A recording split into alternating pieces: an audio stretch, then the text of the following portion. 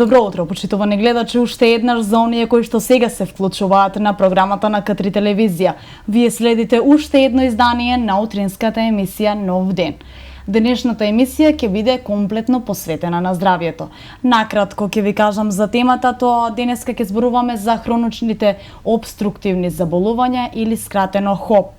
Мојата денешна гостинка ќе ни каже нешто повеќе за овие заболувања, но факт е дека се многу чести, а дека голем дел од луѓето не се ни свесни дека се заболени од оваа болест. Ред е да ви ја представам мојата денешна гостинка, а тоа е доктор Маријана Петрушевиќ, лекар по општа медицина од приватна здравствена поликлиника Доктор Тасевски. Добро. Докторка, добре ни дојдовте. Добро ве најдов. Како сте, докторка? Добро. Како се чувствувате овде кај нас? Па, малку чудно, али добро. Вие сте прв пат кај нас во емисија. Прв пат. Так. Докторка, како што најавив, денеска би сакала да поразговараме на темата за хронични обструктивни заболувања или накратко ќе се обраќаме со ХОБ. Кажете ни што представува ХОБ? Вака, пред се треба да напоменеме дека хронична обструктивна болест представува еден значаен проблем, јавноздравствен проблем во целиот свет, па и кај нас, се поради неговата се почесто јавување и последиците што ги носи. Меѓутоа, треба да напоменеме дека хронична обструктивна болест се лекува и можеме да превенираме во незиното се помалку јавување. Так. Хронична обструктивна болест, самото име кажува, представува обструкција на дишните патишта. Настанува како реакција на една зголемена инфламаторна реакција како на надворешните, така и на внатрешните фактори кои влијаат во нејзиното настанување, што резултира со обструкција на дишните патишта. Рековте фактори кои што влијаат на врз оваа болест. Кои се тие фактори? Вака, имаме во самото настанување на оваа болест влијаат самата генетика, имаме одредени генетски услови, фактори кои предизвикуваат во нејзиното настанување, како и надворешните фактори придружени со фактори на ризик, во кои во прв план е самото пушење. 95% од заболените од хронична обструктивна болест се пушачите. Од другите фактори во настанување на оваа болест се вклучуваат различите аерозагадувања кои ги имаме како во воздухот, издувните гасови, разните професионални заболувања кај пациенти кои работат со различите органски, неоргански материи. Исто така во домашните услови луѓето кои се топлат со дрвја или со јаглен, исто така представува еден ризик фактор во настанување на оваа болест. Така. Дали откажувањето од пушењето може значително да ги намали ризиците за оваа болест? Да, секако, затоа што еден од, како што веќе реков, во дечките ризик фактори е самото пушење. Самото пушење доведува до зголемена реакција и представува окидач на оксидативниот стрес во белите дробови. И со самото престанување на пушењето се намалуваат симптомите, односно самата манифестација на оваа болест. Така, каква е клиничката манифестација на ХОБ? Најчесто ХОБ се јавува во постарата популација, кај постарите луѓе, затоа што таа се манифестира со упорна кашлица, со искашлување, ноќно кашлање, пратена со замор, со исцрпеност, при што пациентите тоа го препишуваат на нивните години, на пушењето и на немањето физичка кондиција. И кога веќе ќе дојдат кај нас, кај своите матични лекари, по извршениот преглед, по видливата инспекција која се види кога доаѓа пациентот и користи помошна респираторна мускулатура за дишење, диши низ устни, давани податок дека често се заморува, нема кондиција за дишење и оној податок дека имаат недостаток на воздух ни упатува да ги доиследиме тие пациенти и да утврдиме дали се работи за хронична обструктивна болест. Така. Во кои случаи бронхитот го дефинирате како хроничен бронхит? Па вака, ако самиот бронхит представува болест на дишните патишта, кој се карактеризира со кашлица со искашлување, понекогаш оди и покачена температура, болки во градите. И ако тие симптоми, дијагностициран бронхит, се јават барем 3 пати во последователните 2 години, тогаш можеме да кажеме дека се работи за хроничен бронхит. Така. Дали кај некои деца, ова и лично пред сега и за нашите гледачи би сакала да ве прашам, дали еве да кажеме конкретно кај некои деца кои што знаеме дека малите многу често заболуваат од бронхит, баш важи тоа правило доколку 3 пати последователно во период од 2 години се заболени од бронхит, дека баш имаат хроничен бронхит или не е некое пишано правило? Знаете како, пред се тоа се зависи во прв ред од родителите. Понатаму од лекарот. Дали ќе го доведат родителите детето на лекар, дали на време ќе биде третирано тоа дете. Затоа што имаме случаеви кога препишеме терапија, во ред утврдиме бронхит, дадеме соодветна терапија. Терапија е од прилика околу 10 дена. Пациентите примаат терапија 2-3 дена, подобро не се јават. После 2 недели пак исто. И сето тоа представува причина за појава на хроничен бронхит, што кажуваме народски лечено, недолечено, и доаѓа до овие болести, а во подоцнежните години кои се надоврзува пушењето, начин на работа, професионалните заболувања доведува и до хоп. Така, во кој временски период, да кажеме, најчесто се појавува бронхитот? Дали тоа е зимскиот период, меѓутоа уме да се јави при промена есен-зима, али во зимскиот период најчесто се јавува. Затоа што тоа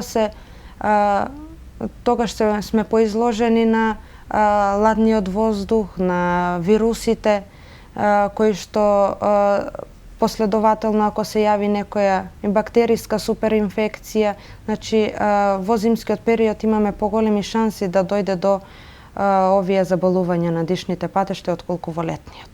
Така. Дали гушењето, односно и свирењето во градите треба да го припишуваме на возраста, како што прават некои луѓе, или пак тоа е аларм дека не треба да се направат некои исследувања? Вака, секој симптом кој ќе го осети пациентот, почнувајќи од кашлица, па потоа од упорната кашлица, тука и болки во градите, свирењето, самиот пациент е свој лекар. Тој секој треба да си го знае својот организам и секој знае што чувствува и како ја чувства самата болка и да ни ја опише таа болка кога ќе дојде кај нас и треба на време. Подобро е навремено јавување него после 2 недели, 3, сум пие лова и на крај пак на исто завршуваме, дури со поригорозни и потешки терапии него што би требало уште на самиот почеток.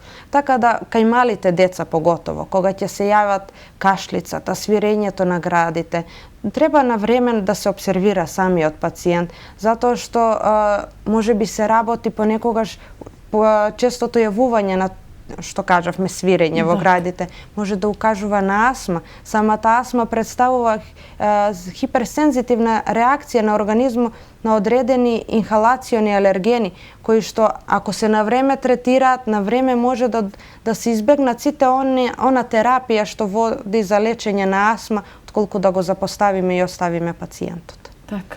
Дали некој дете кое што последователно, фативме за децата сега, дали некој дете кое што последователно имало бронхит, а поминува, да кажеме, еден извесен период од година-две и веќе нема таков проблем, би требало да направи некои исследувања?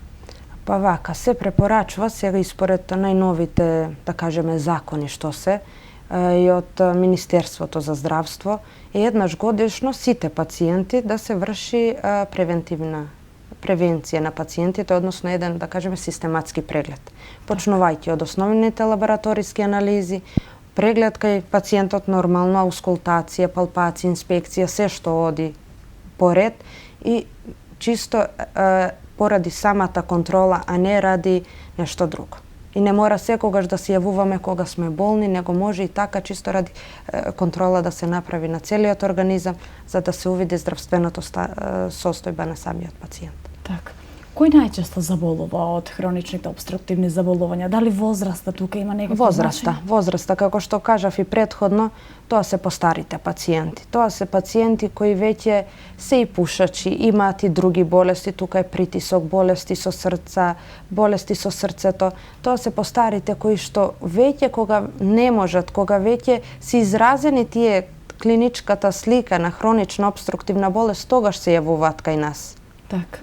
И оние чести бактериски инфекции. И честите бактериски инфекции и тогаш дојдат кај нас каде што се трудиме колку можеме и не можеме да ги доиследиме и да ги испитаме до крај, почнувајќи од лабораторија, па тука и самата да ги упатиме на пациентот по извршената, како што реков пред малку, инспекција, палпација, аускултација кој се слуша на самата слушалка дека се работи за обструкција. Златен стандард во утврдување на хроничната обструктивна болест е спирометријата. Тоа е една неинвазивна метода која не треба некоја посебна припрема на пациентот, само да ги слуша советите на лекарот кој ја извршува оваа дијагностичка метода, каде на основа каде се утврдуваат капацитетот на плуќа, на белите дробови, се утврдуваат одредени индекси на чија основа се утврдува степенот на оваа болест и според утврдување на тој степен се утврдува и понатамошниот третман и терапија на хроничната обструктивна болест. Така, за цигарите веќе кажавме дека тие се главен ризик фактор за појава на една ваква болест и имаат големо влијание врз белите дробови на човекот, но кај нас за марихуаната многу ретко се зборува во јавноста. Па така дали би можеле вие да ни кажете какво е нејзиното влијание врз белите дробови? Вака, значи сега во последно време нели масло од канабисот е најново и е одобрено, го има по аптеки и сега сите го земаат и апотекарите го даваат на пациентите, не лекарите. Меѓутоа, не сум запозната дали го има и кај нас? Го има. Меѓутоа, има разлика преку орално внесено, како што спомнавме, масло и преку во вид на цигара. Самата цигара, дали се работи за марихуана, дали се работи за чист тутун во луле или пасивното пушење или да кажам хронично пушење, сето тоа влијае на белите дробови. Сето тоа е причина за настанување на таа инфламацијска реакција, таа преосетливост на дишните патишта, што доведува до низа манифестации на одредени болести на самите дишни патишта. Пред се марихуаната е халуциногена дрога. Осим што предизвикува одредено задоволство кај пациентот, што делува и централно, таа делува и на дишните патишта исто како и другите цигари, дури ако и почесто се користи, дури и последиците се поголеми во однос на другата, на обичните цигари, така. Пред да продолжиме, би можеле да се одмориме со една кратка музичка пауза.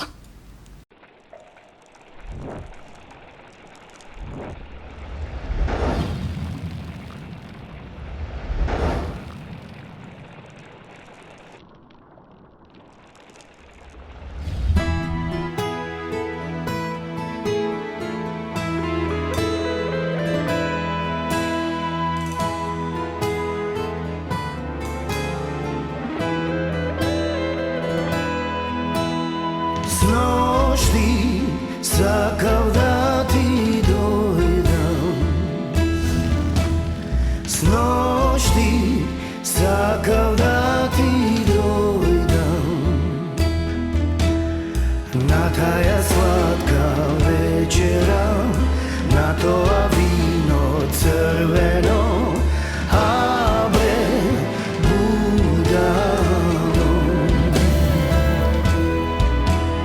сношти сакав да ти дојдам, сношти сакав да ти дојдам,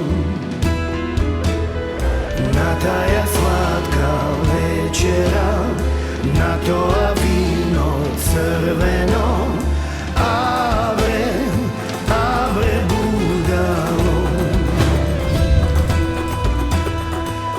таја сладка вечера, на тоа вино црвено,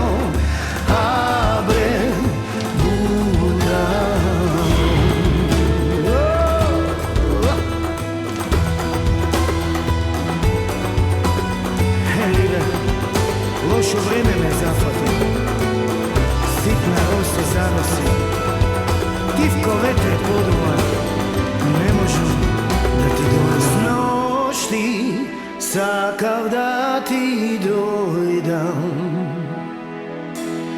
lošo vreme me zahvati, sitna rosa zarosi, tivko vetre poduva, ne možem da ti dojdam. Kako junak ti ke bideš, kako junak ti ke bideš, od rosa da se uplašiš, kaj mene da ne dojdiš, a bre budalo. Od rosa da se uplašiš, kaj mene da ne dojdiš, a bre budalo.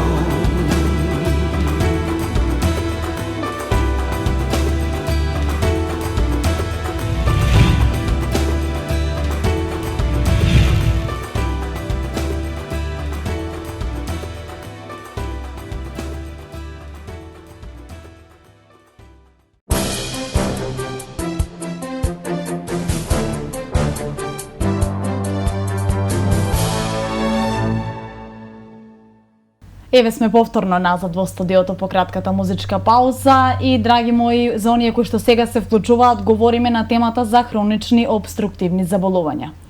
Доктор Петрушевиќ, дали би можеле да ни кажете дали астмата е наследна болест? Вака, како што претходно споменавме, самата астма представува една хиперсензитивна реакција на одредени инхалациони агенси. Меѓутоа, астма настанува како имаме интринсик и екстринсик астма, поделба на самата астма.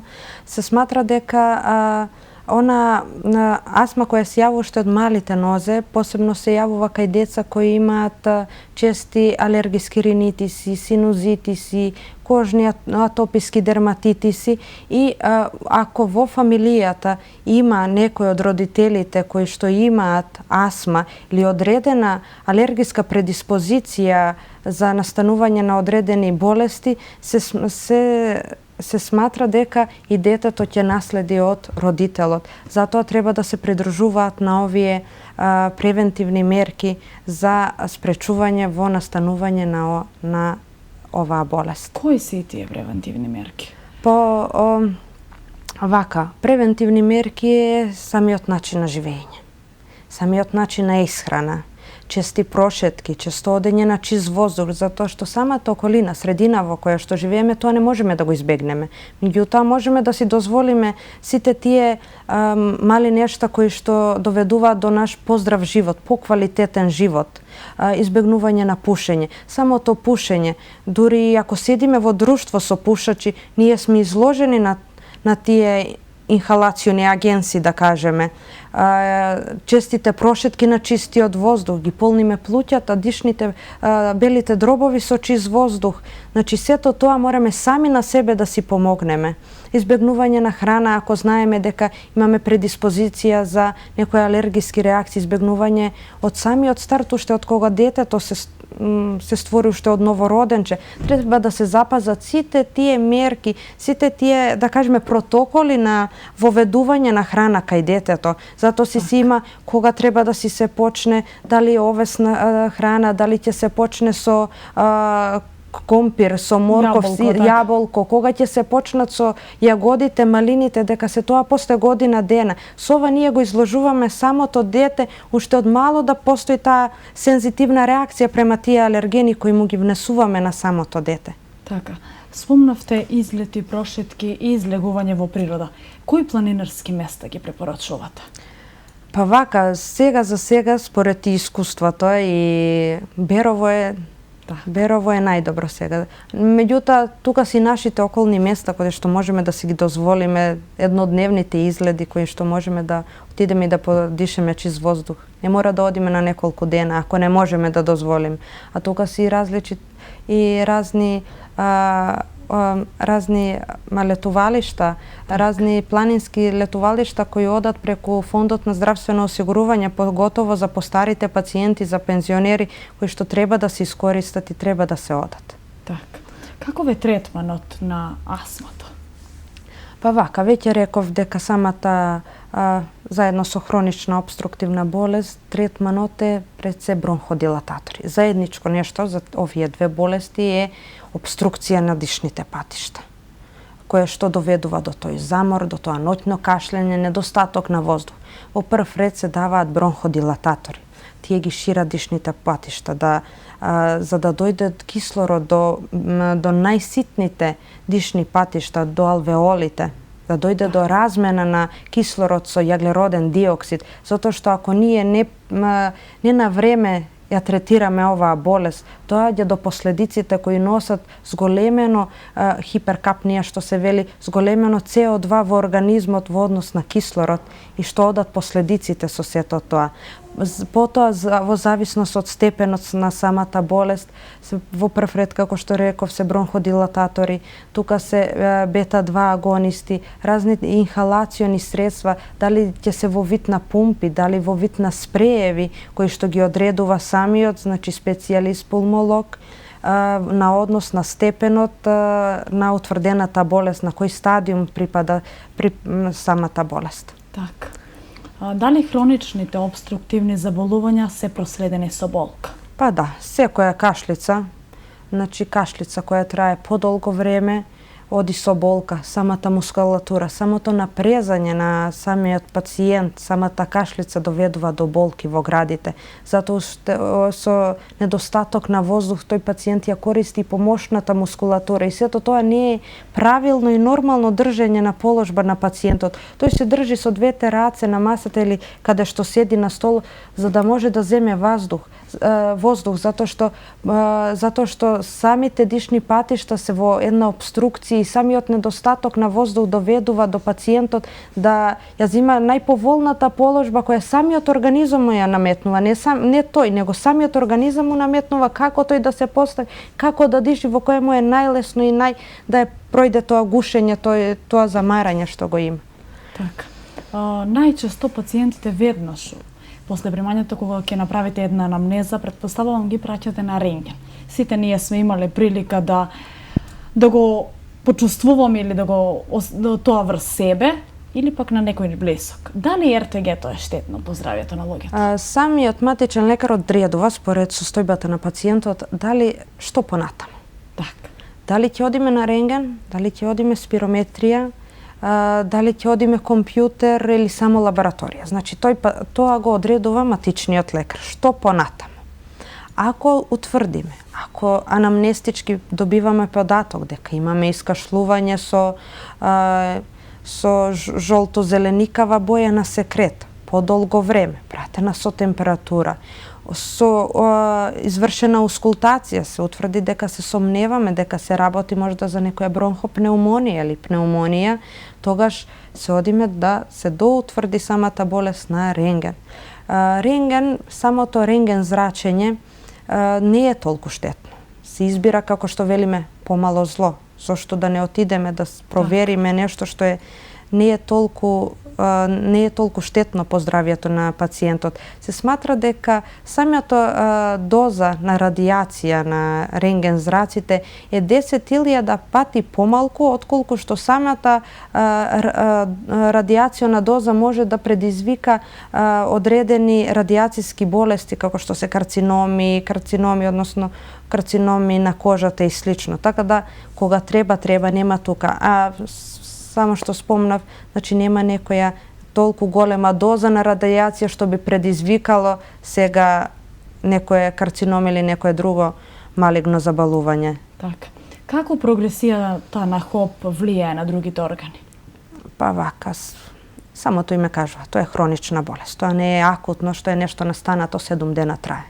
Значи, веќе 2-3 пати спомена во емисијава, дека пациентот доаѓа после толку време. Значи, тој трпел, тој поготово по старите си потешки за доаѓање кај лекар и со тоа трпат и другите органи. Споменав и хиперкапнија, недостаток на кислород, на CO2, доведува до сомноленција, до поспаност, до замор, до тремор, со оптеретување на самото, доаѓа до оптеретување и на десното срце. Десното срце во кое ни доаѓа венската крв е оптеретено, значи доаѓа прво до хипертрофија, па потоа до ширење, дилатација на самата десна комора и предкомора, со што доаѓаат пациенти со отоци на двете подколеници, доаѓа до зголемување на самиот црн дроб, до зголемување на венскиот цртеж на вратот, на вените на вратот и сето тоа влијае во самиот квалитет и начинот на живот на пациентот. Со самата хронична болест, обструктивна болест, се надоврзуваат и другите лекови, и другите болести. Исто така со пушењето, како што споменавме, пушењето е еден од причинители не само за хронична обструктивна болест, тука и за остеопорозата. Со самото се губи густината на коскената маса. Тука си другите коморбидитети кои одат заедно со хронична обструктивна болест, така да добиваме еден хроничен пациент кој што треба да го лекуваме не само белите дробови, тука е срцето, тука е црниот дроб, тука се другите болести кои што се надоврзуваат и кои што треба да ги третираме и нив на време. Самиот ваш пристап кон оваа болест е мултидисциплинарен, така можеме барем да кажеме. Каков е третманот на ХОП? Самиот старт, значи пациент пушач, кога вршиме и оние цели што ни се годишни цели, ние имаме податок дали е пушач или не. Прво и основно е, значи, на пациентот да му се посочи самото влијание на пушењето. Понатаму се зависи од него. Дали ќе го остави цигарето или ќе дојде до некоја замена, дали ќе користи сега најново електронските цигари или не, тоа се зависи од самиот пациент. Тука е превентивните мерки, како што споменавме, начинот на исхрана, начинот на живење, самиот квалитет на животот на пациентот зависи како од него, така и од условите во кои што живее и работи. Треба да сме свесни, например, ако имаме пациенти кои се професионално изложени, дека постои ризик и треба да му кажеме на пациентот. Меѓутоа, условите на живење се такви да немаме избор ние каде, што, колку ќе работиме. Али мора да гледаме да се заштитиме колку можеме и повеќе, колку што можеме. Дали некој вид храна негативно исто така влијае на оваа болест? Па за секоја болест е исто. Треба да се јаде почесто, помалку, треба да се јаде некалорична храна. Кога веќе имаме хронична обструктивна болест или астма, кога знаеме дека одредени алергени може да ни направат некоја штета на организмот, треба да се избегнуваат. Треба да се избегнува мрсна храна, калорична храна, потоа да се не користат газирани пијалоци, затоа што се тоа оди едно со друго. Организам е една целина, не е секој орган посебно, сите заедно функционираат како едно. Да се користат повеќе житарици. Житарици се добри како за дигестивниот систем, така и полесно му на организмот. Не се оптеретува желудникот, полесно и дишеме, и срцето, се оди едно со друго. Како за сите болести, така и за хронична обструктивна болест. Треба да се придржуваме кон основните превентивни мерки, мерки за исхраната, а сите знаем да се избегнуваат трите бели работи. Брашното, шеќерот, солта, исто важи за сите болести. Така, ги споменавте електронските цигари. Што мислите за нив? Дали и кај во село на Мото, цигара си е цигара или пак? Па вака, електронските цигари. Што е разлика меѓу електронските цигари и обичните цигари? Во електронската цигара, рецем, како имаме сега закон да не се пуши во дискотеките, во кафетите, под број 1 е тоа. Како друго, во електронската цигара имаме само никотин и арома. Арома која се. А се издишува самата водена пара. Значи не може да наштетиме на луѓето околу нас. Меѓутоа, додека обичната цигара, тука е катрано, тука се другите материи кои идат во состав на тутунот, кои што не само што го вдишува пациентот, пушачот, туку ние ја загрозуваме и околината. Сега различити се мислења. Некои смета дека после користење на електронската цигара после недела, две, као пациентите немаат желба повеќе да запалат обична цигара. Така. Додека има други ставови, тоа ми е се од искуство од пациенти кои велат сега имаат повеќе зависност од никотин. Јас мислам дека најбитно за да се откаже пациентот е волјата. Нема тука ни фластери, ни електронски цигари, значи се е донеко. Значи ако се има волја ќе се прекине, па дали била електронската, па тоа е еден тип завист. Така. Многумина од нас и од нашите гледачи биле во можност да бидат сведоци дека кај некои случаи кај возрастните не може да го исфрлат секретот, односно шлаемот. Што препорачувате во такви ситуации? Било која инфламација на дишните патишта оди со едемна слузница и со зголемен секрет. Сега, поготово тој секрет, ако е гус леплив, ако на него се надовржала некоја бактериска суперинфекција, па е гус леплив, слузав, кој жилав, не може пациентот полесно да го исплука, се користат помошни, да кажам, супстанци кои што ги има и кои што лекарот ги препишува. Тоа се пред се експекторанси, дали во вид на сируп, дали во вид на капсули, кои имаат улога да ги раскинат тие врските на тој секрет за дишните патишта и полесно да го исплукаат тој секрет. Меѓутоа, ако представува и е присутен тој секрет, треба да му се помогне на пациентот, не само да оставиме на антибиотската терапија или само на бронходилататорите. Така.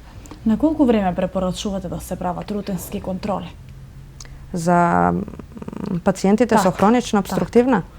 Па вакав, се зависи од самата состојба. Ако пациентот редовно зема терапија, секако ние секој месец ги гледаме пациенти. Тоа се месечна терапија кој доаѓа пациентот и препишуваме терапија. Ги послушаме, ги оскултираме, прашаме како се, што се.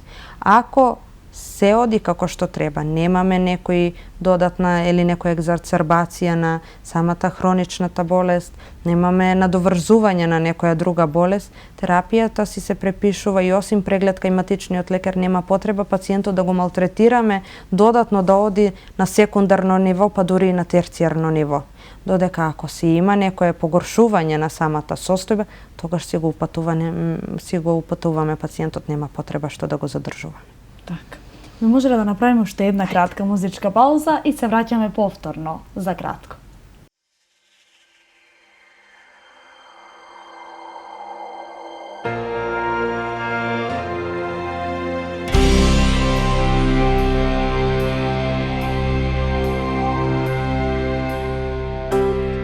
Од Божи нишан не се бега,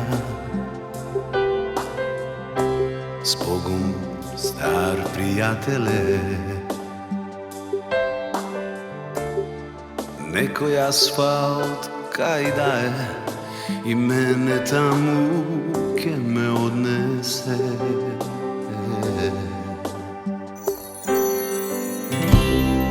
Едни нема ни да трепнат, на други може ке биде жал,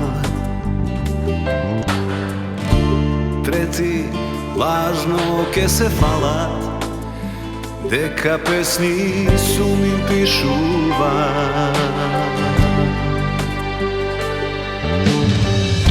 А ти ке речеш добар беше, добар беше, многу ме сакаше и ке сгрешиш, фала Богу, тебе те сакам најмногу.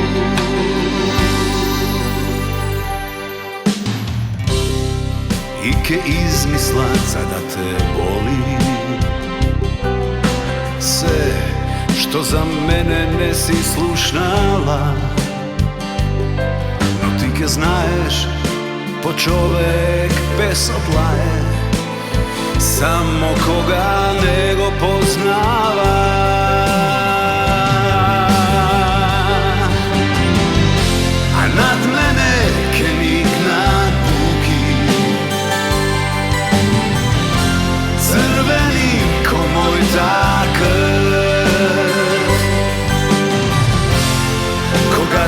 zapišav u srce, dušata mi beše sve do prv.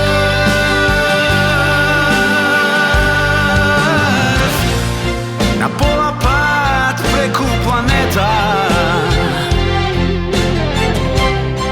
da noć ke poleta. Jedna mala sina ptica da te najde i na dlanki tvoj da zaspije.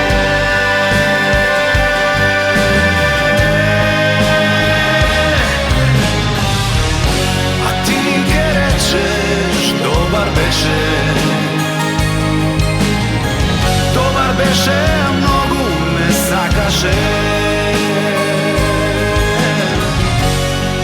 I ke zgrešiš, hvala Bogu, tebe te sakav najmnogu.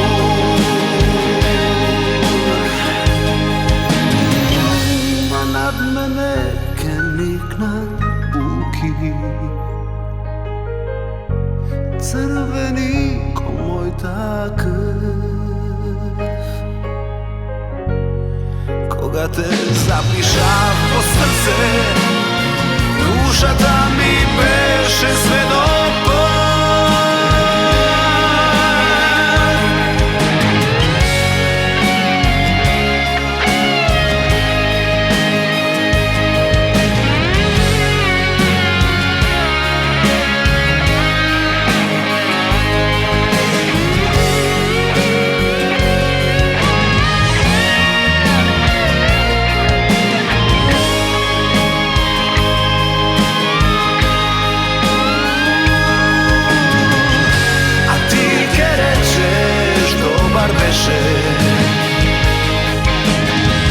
Dobar beše, mnogu me sakaše.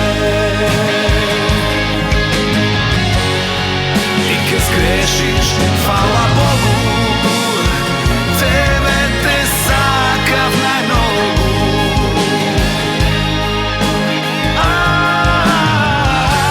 Na mene ke niknat buki, crveni ko moj takav. Koga te zapišav u srce, dušata mi beše sve do prv. I togaš reći, dobar beše.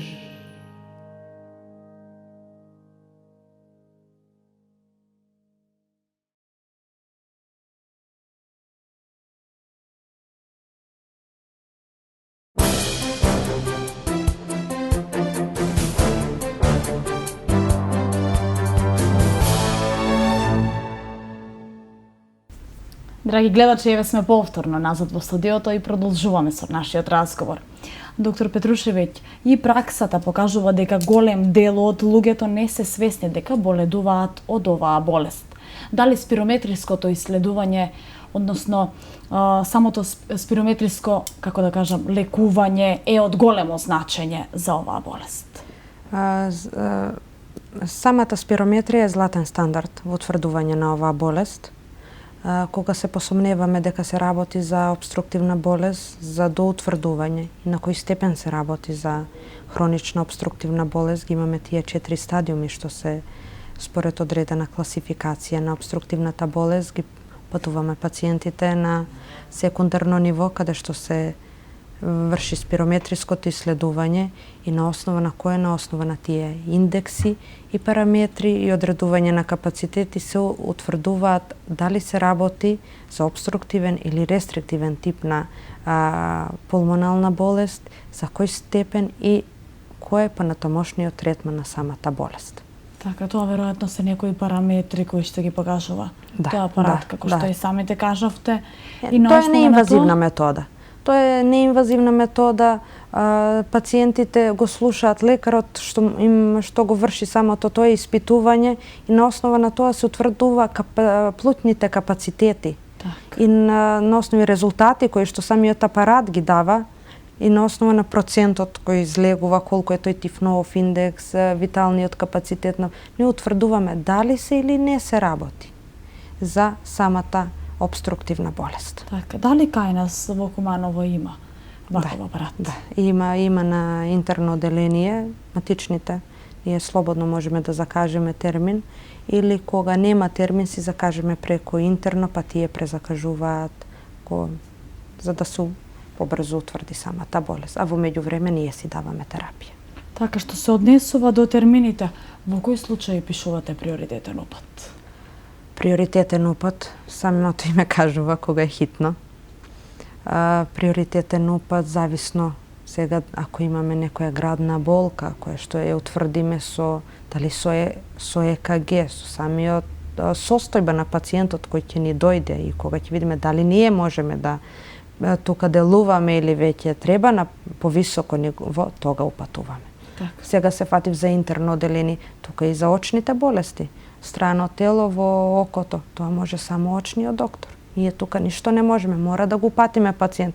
А како нема термини за редовни контроли и за прегледи да закажуваме, понекогаш си принуден да дадеш и приоритетен упат. Така, имаме сознание дека приоритетниот упат важи до 7 дена, така? Толку. И дека лицето кое што е пратено на одредено оделение не мора да биде примерно истој ден. Знаете како? Кај нас се злоупотребуваат приоритетни упати. Знам кај мене во ординацијата, а и сега што се блокирани сите приоритетни упати, прошла недела беше и на очно и на нервно, кога стварно имаш пациенти, мораш да го пратиш, па вртиме телефони, вртиме таму доктор да добиеме за да не остане пациентот. Меѓутоа се злоупотребуваат. Се користат приоритетни упати за одредување на диоптрија, или го знам докторот дај ми упат или било како. И сето тоа, не зборам за лично за кај нас во нашата ординација, се вкупно земено, значи се прави една непотребна гужва, се прави гужва за контроли кои што сметам дека самите контроли треба специјалистите да си ги закажат.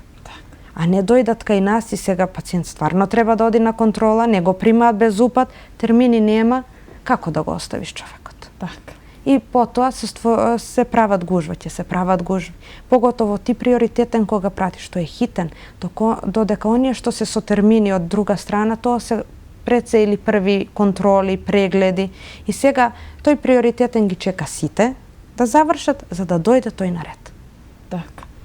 Да се вратиме на хроничните обструктивни заболувања. Кажете ни дали се проследени со температура?